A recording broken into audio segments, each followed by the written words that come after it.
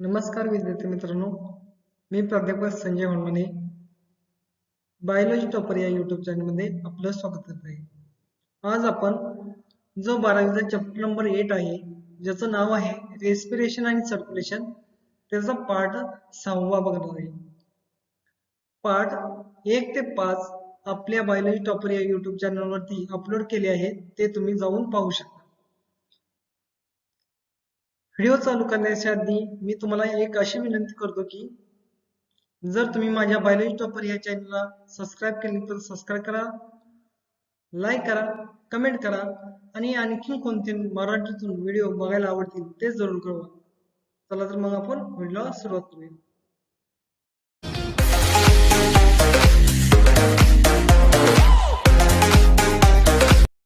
ह्याच्या आधी आपण एक्सटर्नल रेस्पिरेशन डिटेलमध्ये डायग्रामॅटिकली बघितले. आता आपण इंटरनल रेस्पिरेशन म्हणजे आतील रेस्पिरेशन कसं होते ते बघूया. Two main component of blood involve the transport of the respiratory gases. ह्या दोन कंपोनंट लागतात किंवा दोन मेन कंपोनंट आहेत. Blood involve transport of the respiratory gases. Respiratory gases मध्ये दोन इन्वॉल्व होतात गॅसेस. तर ते गॅसेस कुठले? तर एक आहे तो CO2 आणि दुसरा आहे तो O2. कारण हेच आपण नाही बॉडीच्या बाहेर टाकतोय आणि बॉडीच्या आत घेतोय. म्हणजे बॉडीच्या बाहेर CO2 टाकतोय, CO2 out of the body टाकतोय आपण आणि O2 आपण आत घेतो ऑक्सिडेशन साठी.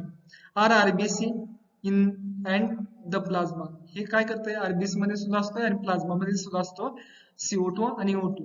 ठीक आहे. ट्रान्सपोर्ट ऑफ O2 आणि ट्रान्सपोर्ट ऑफ CO2 ते आपण बघणार आहे. आधी थेरोटिकली बघूया, नंतर का नाही एक एक करून बघूया.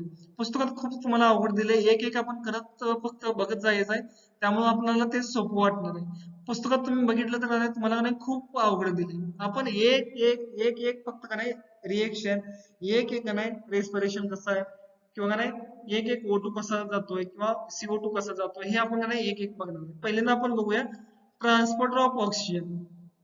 Total transport only 3% of the transported in dissolved state of the plasma. म्हणजे का नाही जो का नाही ट्रान्सपोर्टेड O2 आहे किंवा ट्रान्सपोर्ट O2 हा ट्रान्सपोर्टेड होतोय आणि डिझॉल्व्ह होतोय. म्हणजे 3% फक्त प्लाझ्मा मध्ये का नाही डिझॉल्व्ह होतोय. 3% ऑफ द प्लाझ्मा डिझॉल्व्ह होतोय.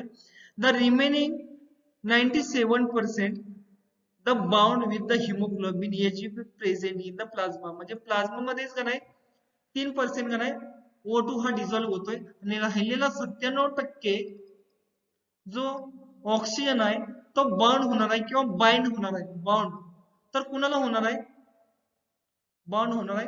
तर तो 97% राहिलेला O2 आहे तो Hb ला बॉन्ड होणार आहे. Hb म्हणजे हिमोग्लोबिन, लक्षात ठेवायचं. हिमोग्लोबिन हा हिमोग्लोबिनला तो बाउंड होणार आहे. राहिलेला 97% O2 म्हणजे ऑक्सिजन आणि 3% फक्त डिझॉल्व्ह होणार आहे प्लाझ्मा मध्ये.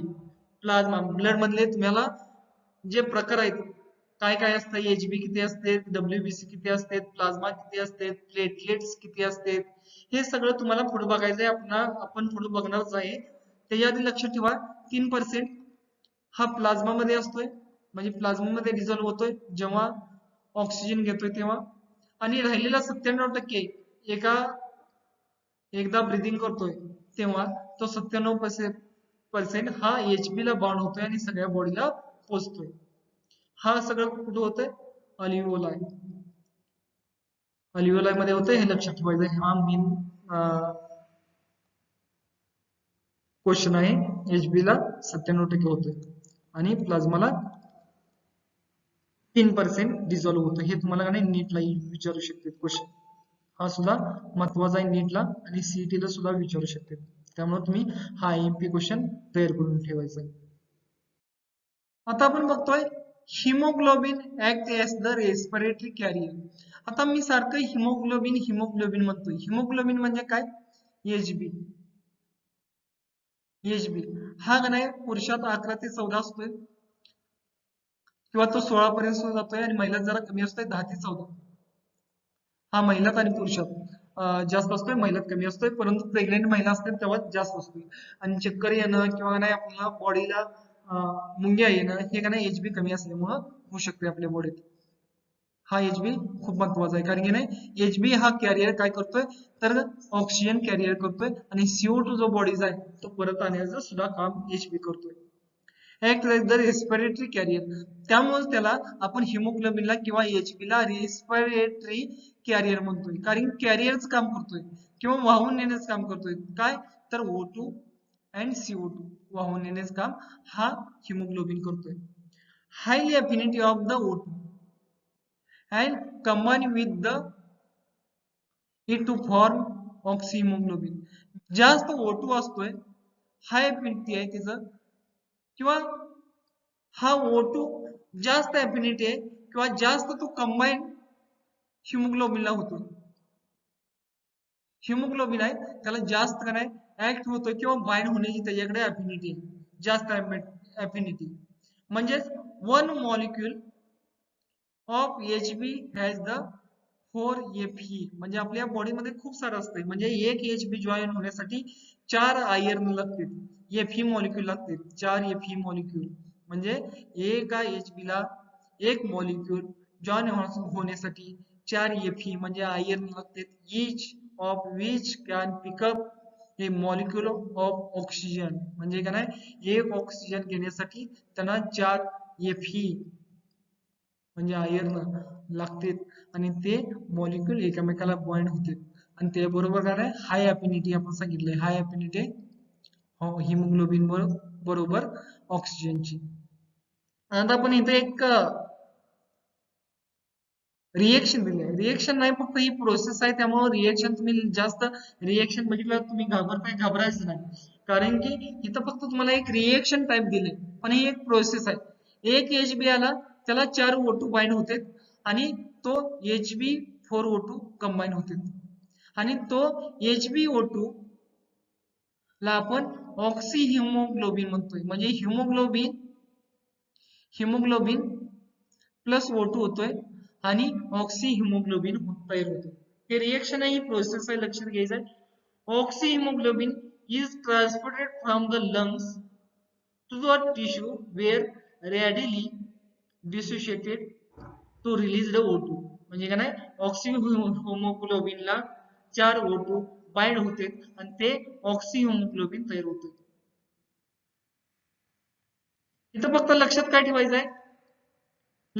ठेवायचंय, तर ऑक्सिजन आणि हिमोग्लोबिन म्हणजे HB प्लस O2 बाइंड होत आहे आणि ऑक्सी हिमोग्लोबिन तयार करते, एवढं लक्षात ठेवायचं आहे तुम्ही. आणि हे का नाही हाय अफिनिटी असते O2 हा ऑक्सिजन हा हिमोग्लोबिनला बाइंड होण्याचं, एवढं लक्षात ठेवायचं. तुम्हाला हा सुद्धा क्वेश्चन आहे, लक्ष ठेवायचं. HB4O2 परत HB तयार होतोय आणि परत 4O2 वेगळे होते. हा स्टेबल नाही, सारखा तो रिव्हर्सिबल होणार आहे. हा स्टेबल नाही, त्यासाठी रिव्हर्सिबल होणार आहे. Higher degree saturated HB with O2 depends upon the O2 tensions, that is the partial pressure.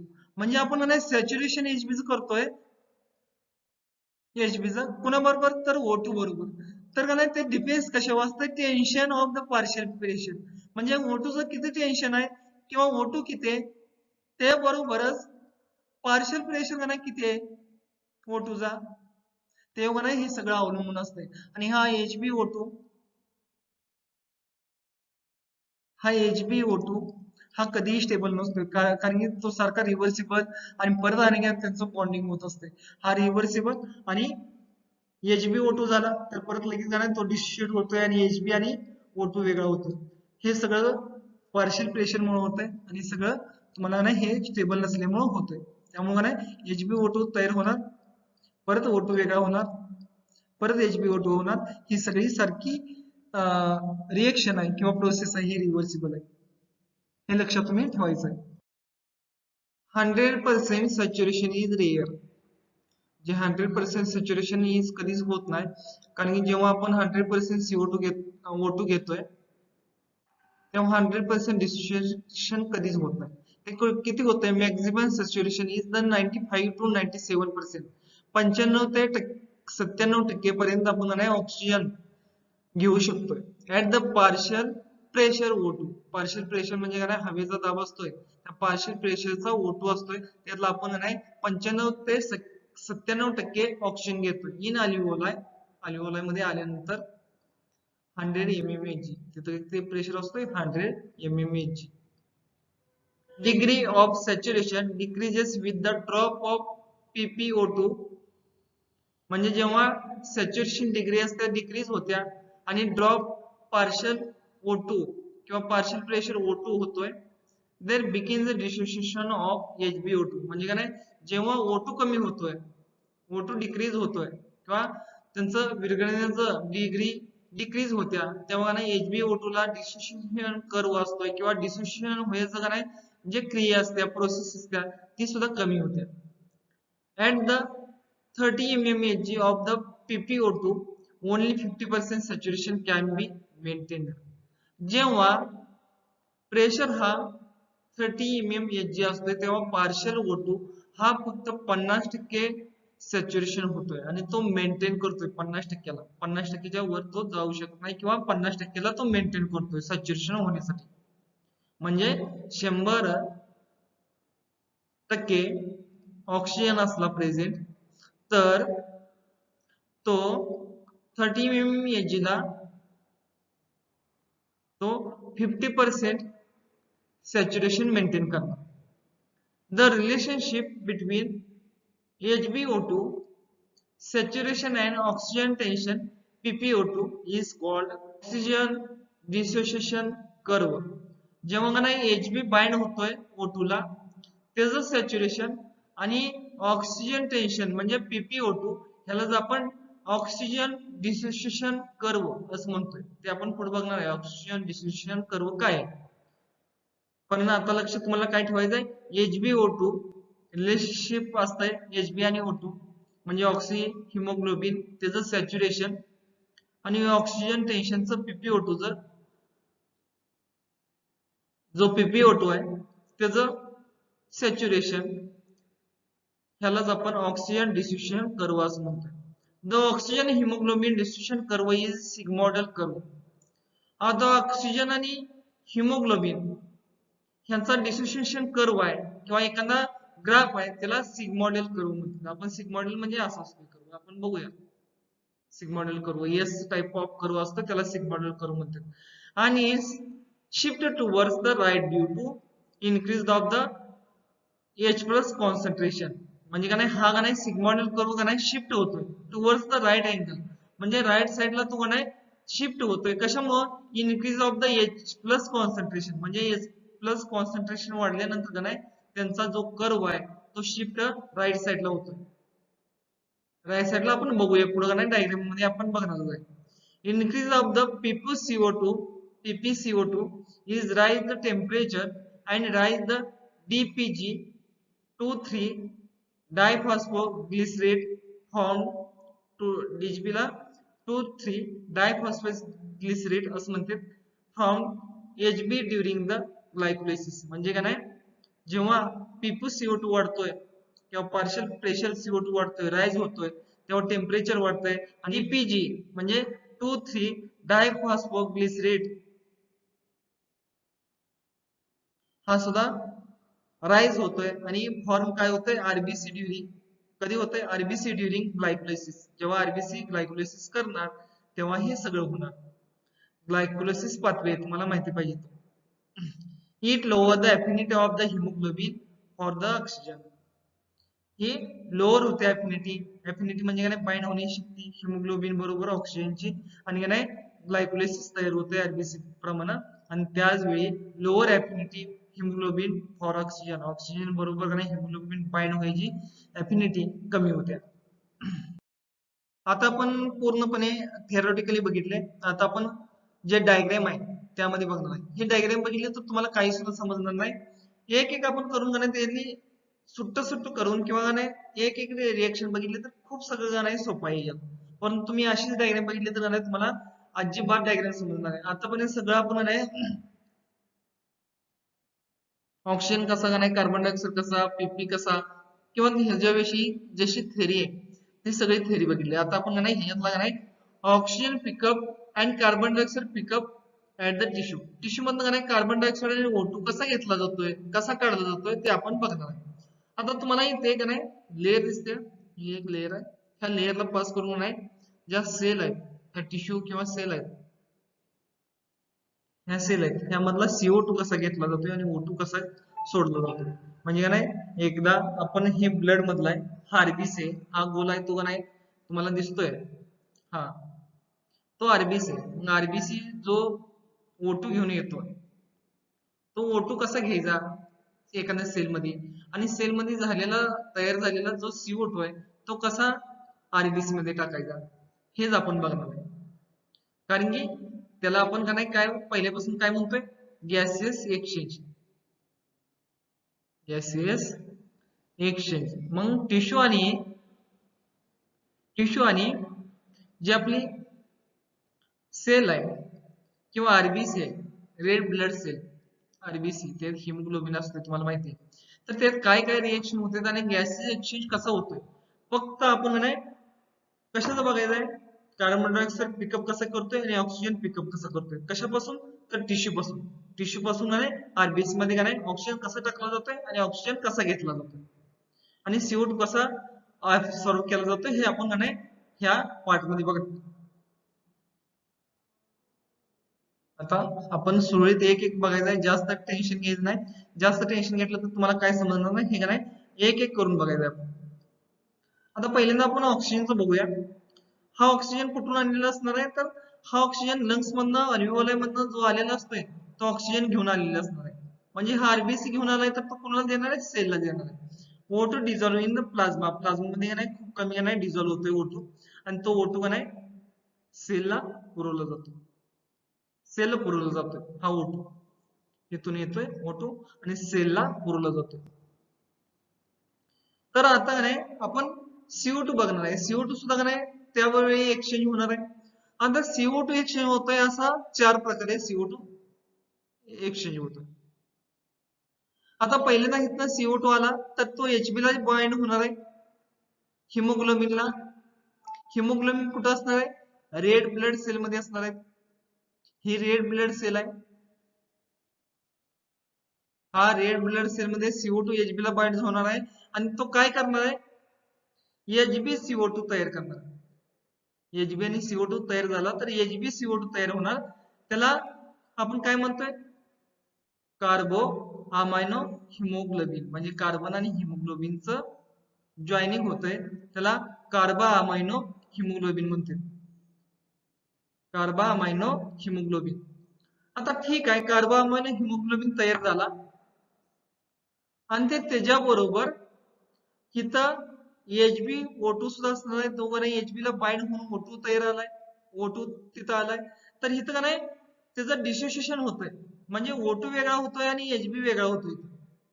जो का नाही लंग्स मधनं अल्व्हिओलाई मधनं जो ह्या आरबीसी आहेत त्याला जॉईन होऊन हिमोग्लोबिनला आलेला असतोय, तो इथं डिसोसिएशन होतोय आणि O2 वेगळा होतोय आणि O2 इथून नाही डायरेक्टली सेलला जातोय आणि Hb तिथं राहतोय.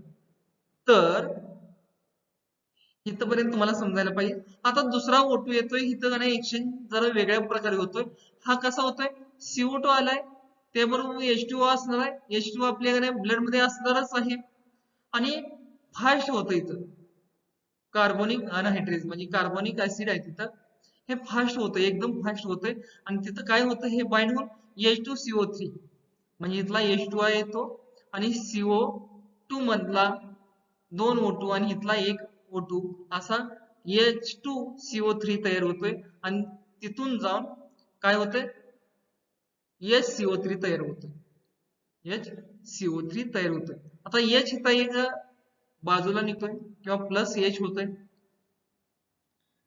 त्याच्याबरोबर पहिला राहिलेला Hb आणि इथला H, जो ऑक्सिजन निघलेला तिथला Hb आणि इथला H, हे मिळून HHb तयार होतो, हा प्लाझ्मा मध्ये तयार होतो.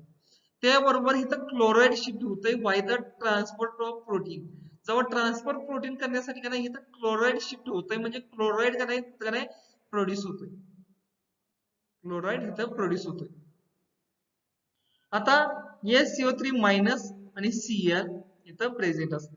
SCO3 मायनस आणि Cl मायनस इथं प्रेझेंट असतं, त्याला क्लोराईड शिफ्ट म्हणतात. आता दुसऱ्या प्रकारे बघायचं आहे, इथं इंटरेस्टिनल फ्लुइड असते सेलमध्ये किंवा टिश्यू मध्ये, आणि ही जी लेअर असते त्यामध्ये. आता CO2 येतोय, हा प्लाझ्मा मध्ये येतोय, प्लाझ्मा मध्ये. तर नाही प्लाझ्मा मध्ये ही आरबीसी झाली आणि हा आरबीसी या साईडला आहे, तो प्लाझ्मा असणार आहे. परंतु इथं प्रोसेस कशी होत्या, स्लो होत्या. स्लो म्हणजे एकदम स्लो होत्या. CO2 आणि H2O इथं बाइंड होतं. H2O प्लाझ्मा मध्ये असणार आहे, कारण की H2O मध्ये वॉटर, वॉटरचा जो आपण म्हणतोय ब्लड मध्ये वॉटर का नाही खूप असतंय, किंवा सेल मध्ये असते, बॉडी वॉटर, वॉटर बॉडी मध्ये सुद्धा खूप असते. तर नाही 70 ते 80 पर्सेंट पर्यंत असते. तर नाही CO2 प्लस H2 होते, आणि ही प्रोसेस स्लो होते, आणि काय होतं H2CO3. जिथं इथं तयार झालंय तेच तयार होणार आहे, फक्त स्लो होणार आहे. लक्षात घ्यायचं, जे काही आरबीसी मध्ये तयार झालंय तेच काही प्लाझ्मा सेल मध्ये सुद्धा तयार होणार, पण कमी प्रमाणात तयार होणार, परंतु तेच तयार होणार आहे, कमी प्रमाणात असणार आहे. आणि त्याचं काय तयार होतंय, HCO3 मायनस, HCO3 मायनस तयार होतोय, आणि H प्लस बाहेर पडतोय, बाइंड विथ प्लाझ्मा प्रोटीन. ते कशाला बाइंड होतोय, तर प्लाझ्मा प्रोटीनला तो H प्लस बाइंड होतोय. आणि अशा प्रकारे CO2 टिश्यू सेल मधनं ब्लड मध्ये येते, किंवा ब्लडच्या प्लाझ्मा मध्ये येते, किंवा आरबीसी मध्ये येते, आणि जे आणलेलं O2 आहे तो सेल मध्ये अशा प्रकारे सोडला जातो, डिझॉल्व्ड इन प्लाझ्मा. तो प्लाझ्मा मध्ये खूप पर्सेंट मध्ये डिझॉल्व्ह होत नाही.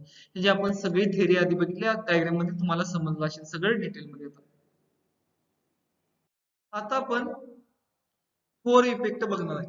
म्हणजे बोर इफेक्ट आणि हल्डेनी इफेक्ट दोन इफेक्ट आहेत. हा बोर शास्त्रज्ञांनी शोध लावला म्हणून बोर इफेक्ट म्हणतात, आणि हाल्डेनला शोध लावला म्हणून हाल्डेन इफेक्ट म्हणतात.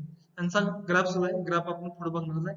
हा कशापासून झालाय, तर ऑक्सिहिमोग्लोबिनचं डिसोसिएशन कसं होतंय, म्हणजे ऑक्सिहिमोग्लोबिनचं डिसोसिएशन कसं होतंय तेव्हा अवलंबून आहे. It is the shift of oxyhaemoglobin dissociation curve. म्हणजे शिफ्ट कसा होतोय, ऑक्सिजन हिमोग्लोबिन आहे त्याचा डिसोसिएशन कर्व कसा शिफ्ट होतोय, कसा चेंज होतोय, त्यावरून बोर इफेक्ट आहे. Due to change of the partial pressure of the CO2 in blood. म्हणजे कशा मार्फत होतोय तो, partial pressure of CO2 change होतोय, त्यामुळं ऑक्सिहिमोग्लोबिनचा डिसोसिएशन कर्व कसा चेंज होतोय, कशामुळं, तर पार्शियल प्रेशर ऑफ CO2 मुळे ब्लड मध्ये, हे आपण बघणार आहे, त्याला बोर इफेक्ट म्हणतात. आपण डायग्रामेट्रिकली एक ग्राफ आहे, पुढे बघूया. त्यामध्ये आपण हाल्डेन इफेक्ट बघूया. ऑक्सिहिमोग्लोबिन फंक्शन ऍज एन ऍसिड. ऑक्सिहिमोग्लोबिन काय करते फंक्शन, तर ऍसिडचं काम करते, ऍसिडचं काम करते. It is decrease the pH of blood. PH ब्लडचा डिक्रीज करते oxyhaemoglobin. Due to increase the number of H plus ion. त्यामुळे पीएच ब्लडचा डिक्रीज केल्यामुळे H प्लस आयन इन्क्रीज होते, आणि SCO2 change into the H2O आणि CO2. आणि त्यानंतर जे H plus ion number of increase होते H प्लस आयन, त्यानंतर SCO3 चेंज काय करतोय, चेंज होतोय H2O आणि CO2 मध्ये. म्हणजे मला इथं डायग्राम मध्ये दाखवतो, SCO3 minus produced H2O plus CO2. या आधी आपण बघितले, त्या सेल मध्ये बघितले, हे जो होतंय तिथं. In alveoli where the PPO2 partial pressure आहे O2 चा, तो alveoli मध्ये असतोय, is high, PPCO2 is low. म्हणजे तिथं काय पार्शियल प्रेशर हाय असतोय O2 चा, म्हणजे O2 हाय असतोय आणि CO2 कमी असतोय. Oxygen bind with the haemoglobin, आणि त्यावेळी काय होतंय, ऑक्सिजन आहे तो प्लस हिमोग्लोबिनला बाइंड होतोय, आणि HbO2 तयार होतोय, म्हणजे ऑक्सिहिमोग्लोबिन तयार होतोय. कधी, जर अल्व्हेओलाई मध्ये PpO2 हाय असला आणि PpCO2 कमी असला, तर ऑक्सिजन बाइंड होतोय हिमोग्लोबिनला, आणि तो काय होतोय, ऑक्सिहिमोग्लोबिन तयार होतोय. Then, but in tissue where PpO2 is the lower and PpCO2 is the high. जेव्हा टिश्यू असते, टिश्यू मध्ये काय होतंय, पार्शियल प्रेशर जेव्हा कमी असतोय तेव्हा partial pressure of the CO2 जास्त असतोय. कारण O2 कमी असणार आहे तेव्हा CO2 जास्त असणार आहे, आणि O2 जेव्हा जास्त असणार आहे तेव्हा CO2 कमी असणार आहे. हे वाईस वर्सा लक्षात ठेवायचं, हे उलट असतं. जेव्हा O2 जास्त असणार आहे तेव्हा CO2 कमी असणार आहे, आणि O2 कमी असणार आहे तेव्हा CO2 जास्त असणार आहे. Haemoglobin does not hold as much O2. आता हिमोग्लोबिन का नाही जेव्हा होल्ड करत नाही O2 ला तेव्हा release of the O2 for the fusion of the tissue cell. म्हणजे काय, जेव्हा haemoglobin does not hold as much O2 it release the O2 in the for diffusion into the tissue cell. म्हणजे tissue cell मध्ये तो diffuse होतो. आता आपल्याला Bohr effect दिलाय, बोर इफेक्ट, बोरचा हा शोध लावलेला त्यामुळे बोर इफेक्ट दाखवलाय. हा कर्व बघायचा, काही सुद्धा अवघड नाही देत. Hb% O2 सॅच्युरेशन,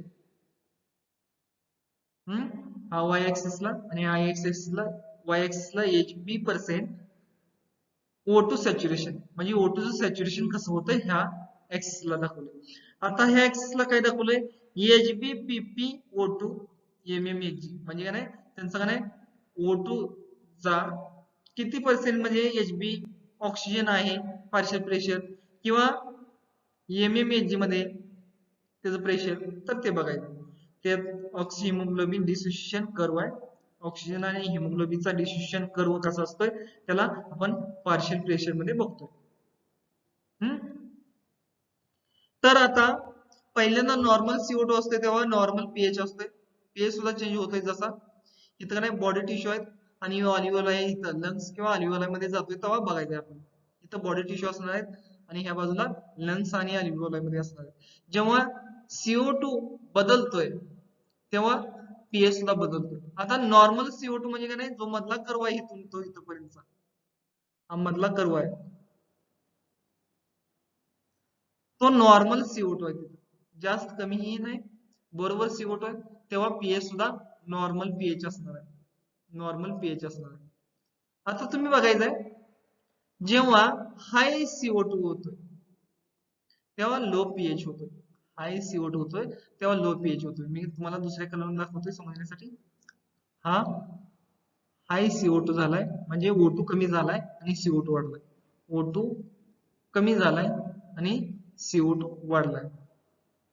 बघायचं या O2 आहे, O2 सॅच्युरेशन आहे म्हणजे O2 कमी झालाय, CO2 वाढलाय, त्यामुळे लो पीएच झालाय आणि CO2 हाय झालाय, CO2 वाढलाय. त्याप्रमाणेच दुसराचा इथे एक आहे, काय आहे तर का नाही, लो O2 CO2 हाय पीएच होतो. म्हणजे CO2 का नाही इथं का नाही लो आहे, इथं CO2 लो आहे तर O2 हाय असणार आहे. म्हणजे O2 हाय आहे, ह्या बाजूला O2 असणार आहे. तर इथं तुम्ही बघू शकताय हा कर्व आहे, म्हणजे हा कर्व, तो कर्व काय आहे तर पीएच हाय झालाय, पीएच हाय झालाय म्हणल्यावर नाही O2 वाढला असणार आहे. लक्षात घ्यायचं हाच बोर इफेक्ट आहे, दुसरं काहीच नाही ह्याच्यात. पीएच कधी वाढतोय आणि पीएच कमी कधी होतोय, CO2 कधी वाढतोय आणि O2 कधी कमी होतोय, O2 कधी वाढतोय CO2 कधी कमी होतोय, अल्व्हिओलाई आणि लंग्स मध्ये काय होतंय, बॉडी टिश्यू मध्ये काय होतंय, पार्शियल प्रेशर कसा चेंज होतोय, हेच तुम्हाला बोर इफेक्ट मध्ये होते. परंतु हा क्वेश्चन आयएमपी, हा क्वेश्चन आयएमपी थेरीला असेल किंवा सीईटीला असेल, नीटला सुद्धा हे जेव्हा एखादा क्वेश्चन विचारू शकते तुम्ही का नाही, त्यामुळे हे समजून घ्यायला पाहिजे. आता आपण thank you students for the watching my video. आणखीन असेच मराठीतून व्हिडिओ बघण्यासाठी माझ्या बायोलॉजी टॉपर या चॅनलला सबस्क्राईब करा, लाईक करा आणि आणखीन मराठीतून कोणते कोणते व्हिडिओ पाहण्यास आवडतील ते कमेंटमध्ये जरूर कळवा. Thank you. Have a nice day. Bye.